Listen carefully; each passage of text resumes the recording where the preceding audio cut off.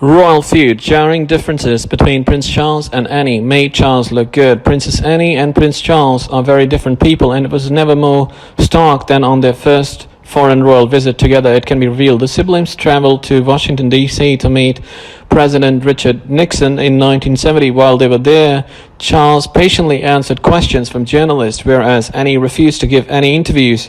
She came across as bad-tempered and sulky, which garnered plenty of criticism from the American press. According to royal biographer Kitty Kelly, Annie's behavior made Charles look good. By comparison, in her book, The Royals, she explained, he smiled for the photographers. She swatted them like flies.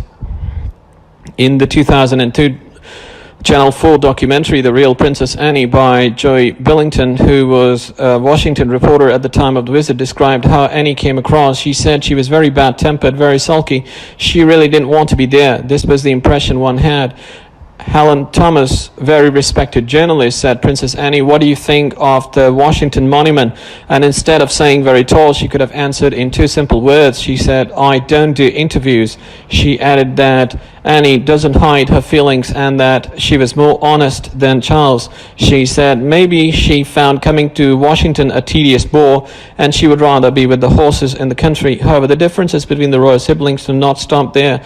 Countess Mountbatten of Burma, a family friend, told the 2002 documentary about the Princess Royal that the contrast between the two was clear from when they were very young. She said, as a small child, Anne was always very full of life. She was what one calls a tomboy, really. Like all those types of children, she could be quite naughty in a perfect nice way. Mischievous is perhaps a better word, in great contrast to her brother, who was much quieter. He enjoyed his penny too, but not in the same way as Princess Anne. While this contrast was clear from when they were young, there were differences in the upbringing that may explain some of it. For example, Charles knew he was born to be king, and so bearing the responsibility of that means he had to be more friendly to the press than Anne did. Anne also grew up with an older brother and two younger brothers, so perhaps not surprising that she was considered a tomboy. Either way, she quickly tired of playing second fiddle to Charles during royal visits and much preferred solo endeavors. After she became president of the Save the Children Fund, she headed off to Africa, where she was filmed by Blue Peter.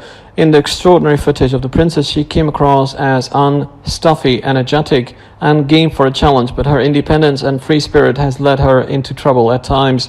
Over the years, she has racked up numerous speeding fines and was even banned from driving for a month. She was also the first royal ever to be convicted of a criminal offense after her dog bit two children in a park.